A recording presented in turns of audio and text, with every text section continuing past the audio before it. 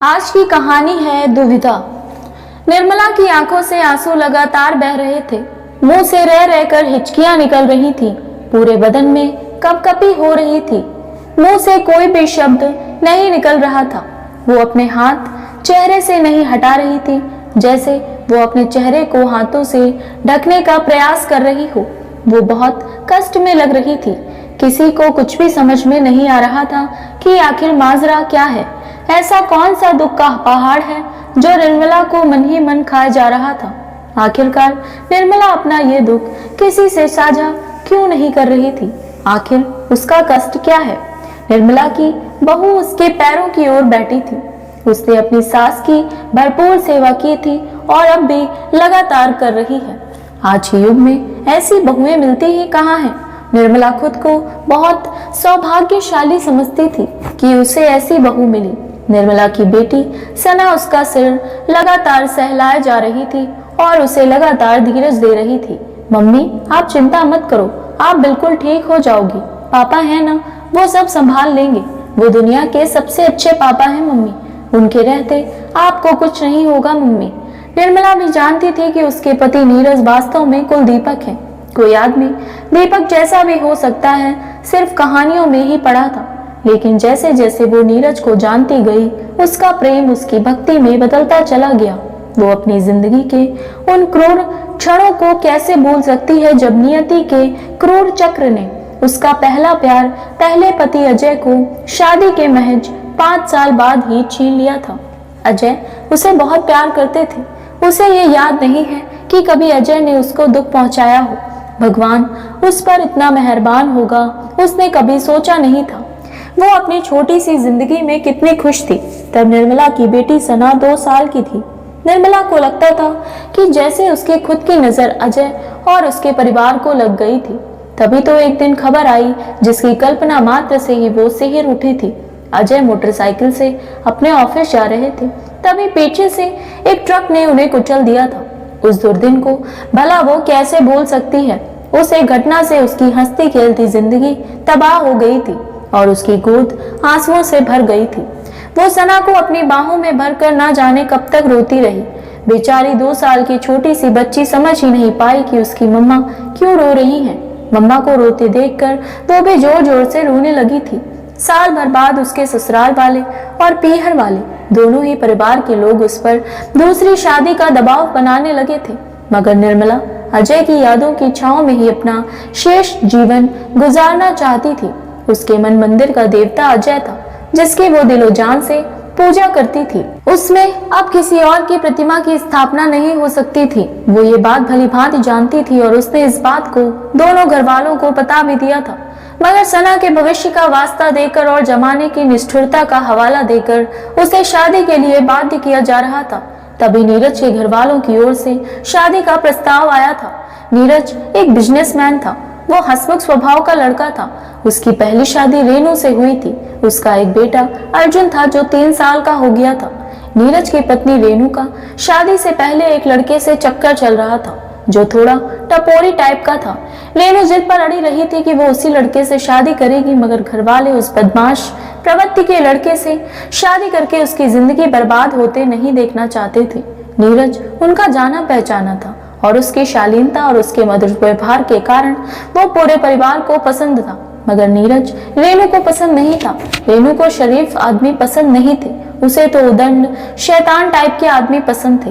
रेनू के घर वालों ने उसकी शादी नीरज से कर दी। शादी के बाद भी रेनू अपने प्रेमी से मिलती रही। खुद रेनू को पता नहीं था कि अर्जुन दीपक का पुत्र है या उसके प्रेमी का पुत्र है। वो तो सपनों की दुनिया में ही रहना चाहती थी और अपने जीवन में फिल्मी स्टाइल का रोमांस चाहती थी। नीरज एक अच्छे परिवार का लड़का था जो अपनी सीमाओं को जानता था। नीरज ने रेनू को सर्वश्रेष्ठ देने का प्रयास किया था, मगर जिन्हें नाले में लोट लगाने में आनंद आता हो, उन्हें गंगा जी में डुबकी लगाने में कैसे आनंद आएगा। एक दिन मालूम चला कि रेनू अपने 3 साल के बच्चे अर्जुन को छोड़कर अपने प्रेमी के साथ भाग गई थी। घर में रखे सब गहने और नकदी भी अपने साथ ले गई थी। नीरज के लिए यह आघात मौत से भी भयंकर था। नीरज समझ ही नहीं पाया कि उसके प्यार में कहाँ कमी रह गई थी।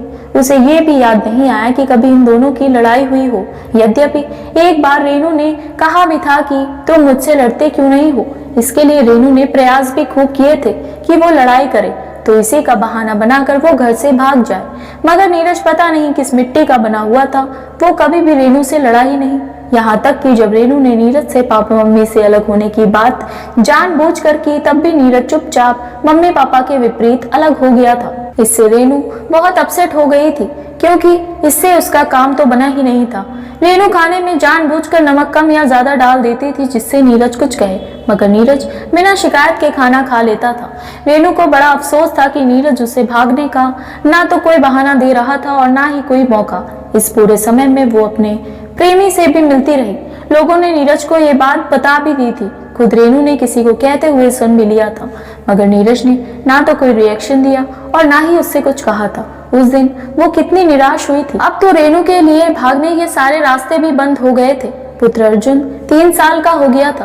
नीरज की इच्छा थी कि एक बेटी पैदा हो जाए तो परिवार पूरा हो जाए, मगर रेनू उसे ना जाने क्या कह कर चिढ़ाती थी। हालांकि नीरज ने कोई जोर जबरदस्ती कभी की ही नहीं थी, मगर रेनू को भागने का ये बहाना जरूर मिल गया था और वो एक दिन घर से भाग गई।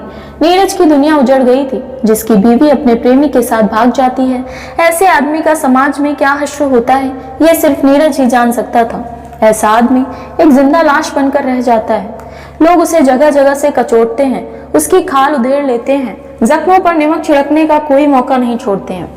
नीरज भी अपने बेटे अर्जुन के लिए एक जिंदा लाश की तरह जी रहा था। जब नीरज के पास निर्मला की शादी का प्रस्ताव आया था, तो उसने अपने बेटे अर्जुन के भविष्य को ध्यान में रखकर निर्मला से मिलने का मन बनाया था। किसी परिचित के घर दोनों की मुलाकात करवाई गई। निर्मला को वो प्रथम मुलाकात अच्छी तरह याद है, जब नीरज ने कहा था, निर्मला जी, मैं ये विवाह अपने लिए नहीं कर रहा हूँ, बल्कि अपने बेटे अर्जुन के लिए कर रहा हूँ। मुझे एक पत्नी की नहीं, मेरे बेटे के लिए एक माँ की जरूरत है। मेरी पत्नी मुझे छोड़कर जा चुकी है। इससे आप अंदाजा लगा सकती हैं मैं एक अच्छा पति साबित नहीं हुआ हूँ। आप इस बिंदु पर अच्छी तरह सोच समझ कर ही अपनी राय प्रकट करना। मेरे घर वाले तो मेरी तारीफों के पुल बांधेंगे, जो उनका कर्तव्य भी है। सभी के घर वाले ऐसा ही करते हैं, इसमें गलत कुछ भी नहीं है, मगर आप उस जाल में मत फंस जाना। सोचने के लिए पूरा वक्त लेना। हाँ, मैं आपको 2 बातों का विश्वास अवश्य दिला सकता हूँ। यदि आपको मुझ पर विश्वास हो तो एक बार तो ये कि मैं अपने पति होने का कभी हक नहीं जताऊंगा, और दूसरी बात ये कि मैं पुत्र अर्जुन और सना में कभी भेदभाव नहीं करूंगा। दोनों की परवरिश में कोई अंतर नहीं होगा। अब फैसला आपको लेना है। निर्मला, जो अपने मन मंदिर में अजय की मूर्ति को लिए घूम रही थी, नीरज की बातों से इतनी प्रभावित हो गई कि उसने उसी दिन ही शादी के लिए हाँ कह दी थी। उसने नीरज की आंखों में सच्चाई, भोलापन, मासूमियत, ईमानदारी देख ली थी। उसे लगा कि बेटी सना को अब एक पिता की छत्रछाया मिल जाएगी। सबसे बड़ी बात कि नीरज पति होने का कभी हक भी नहीं जताएगा। ये बात उसके मन को छू गई थी। दोनों की शादी हो गई, दोनों बच्चों को अब मम्मी पापा मिल गए थे। निर्मला शुरू में सहमी सहमी सी रहती थी और संकोच भी करती थी, लेकिन नीरज के निर्मल व्यवहार ने उसकी सारी शंकाएं खत्म कर दी थी। धीरे धीरे निर्मला के मन में नीरज के लिए प्यार उमड़ने लगा था। वो अपने दोनों बच्चों पर भरपूर महत्व लुटा रही थी। दोनों बच्चे उसी के साथ सोते थे।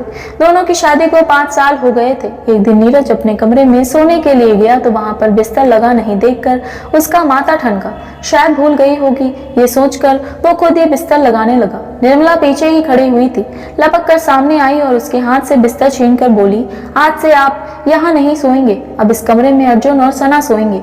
देखते नहीं कितने बड़े हो गए हैं ये दोनों। अर्जुन 8 साल और सना 7 साल की हो गई है। अब वे दोनों अलग सो सकते हैं। अचानक नीरज को लगा कि ये बात उसके दिमाग में पहले क्यों नहीं आई। निर्मला अर्जुन का कितना ख्याल रखती है। ऐसा कहीं से भी नहीं लगता कि निर्मला अर्जुन की सौतेली माँ है। पहले तो वो भी एक सौतेली माँ को घर में लाकर शंकित था, मगर जिस तरह से निर्मला ने अर्जुन को अपने बेटे से भी बढ़कर प्यार दिया तो उसका सारा डर जाता रहा। वो सना को भी अपनी बेटी की तरह ही प्यार करता था। दोनों बच्चे भाई बहन की तरह हिल मिलकर रहते थे। अरे हाँ, मैं तो भूल ही किया था, देखा कितना भुलक्कड़ हो गया हूँ आजकल। ठीक है, दोनों बच्चे इसी कमरे में सो जाएंगे और मैं अपना बिस्तर बाहर बरामदे में लगा लेता हूँ। इतना कहकर वो अपना बिस्तर बाहर ले जाने लगा। निर्मला उसके सामने इस तरह खड़ी हो गई कि वो चाह कर भी बाहर नहीं जा सकता था। नीरज की आंखों में सीधे झांकते हुए निर्मला बोली, आपने हमें वचन दिया था कि आप कभी अपने पति होने का हक नहीं जताएंगे, मगर हमने तो आपसे कभी वादा नहीं किया कि हम कभी पत्नी होने का हक छोड़ेंगे। और निर्मला एक अर्थपूर्ण मुस्कान के साथ नीरज के गले लग गई। उस दिन वे दोनों वास्तव में पति पत्नी बने थे। दिन बीतते रहे और बच्चे बड़े होते रहे। श्राद्ध पक्ष में निर्मला अजय का श्राद्ध रखती थी। नीरज ने ना तो कभी ऐतराज जताया और ना कभी अजय के लिए कुछ अपशब्द कहे, बल्कि जब भी उसे अजय के बारे में कहीं से कुछ सुनने को मिलता था तो वो उसकी प्रशंसा में चार चांद लगाकर ही बोलता था। निर्मला के दिल में बैठी अजय की मूर्ति अब हिलने लगी थी। एक दिन वो आईने के सामने आई तो उसे महसूस हुआ कि उसके दिल में कोई दूसरी मूर्ति बैठी हुई है। उसने ध्यान से देखा तो पता चला कि ये तो नीरज की मूर्ति है। उसे अपने आप पर बड़ी ग्लानि हुई। जिस मूर्ति को वो इतने वर्षों से संभालती आई थी वो टूट गई थी। अब वहां पर स्वतः एक दूसरी मूर्ति विराजमान हो गई थी और उससे पता भी नहीं चला। वो अपने पहले प्यार को कैसे भुला सकती थी? वो तो उसकी जान था, विश्वास था। क्या वो झूठा था? उसके दिल से आवाज आई, नहीं, प्यार सच्चा था, निश्चल था। मगर नीरज का प्यार अलौकिक है। अजय का प्यार एक सुंदर झील की तरह था तो नीरज का प्यार सागर की तरह है और इसमें कुछ भी अस्वाभाविक नहीं है। नीरज है ही ऐसा कि उससे हर किसी को प्यार हो जाए। रेनू कितनी मूर्ख लड़की थी जो सूरज को छोड़कर एक जुगनू के पीछे पीछे भाग रही थी। मगर जो भी होता है अच्छे के लिए ही होता है। अगर रेनू नहीं भागती तो क्या ये पारस उसके हाथ लगता? आज जब निर्मला अपने जीवन की अंतिम सांसें गिन रही है, डॉक्टर ने उसे ब्लड कैंसर बता दिया है और उसे बस चंद दिनों की मेहमान घोषित कर दिया है, तो वो आज अपने आराध्य श्री कृष्ण भगवान से वरदान मांग रही थी कि अगले जन्म में उसे पति फिर से मिले। मगर वो निश्चय नहीं कर पा रही थी कि कौन सा पति मिले, अजय या नीरज, और इसलिए वो बहुत परेशान थी, आंसुओं में डूबी हुई थी, दुविधाग्रस्त थी। तय नहीं कर पा रही थी कि वो किसे ज्यादा चाहती है, अजय को या नीरज को। इसलिए वो लगातार रोई जा रही थी। तभी नीरज आया और इसका सिर अपनी गोद में रखकर बोला, ये क्या हाल बना लिया है निर्मला तुमने? ऊपर से जब अजय जी तुम्हें इस हाल में देखेंगे तो क्या सोचेंगे? कहेंगे कि उनकी अमानत को मैंने संभाल कर नहीं रखा। मैं भी कैसा आदमी हूँ जो इतना सा भी नहीं कर पाया। मैं क्या जवाब दूंगा उन्हें, तुम ही बतलाओ।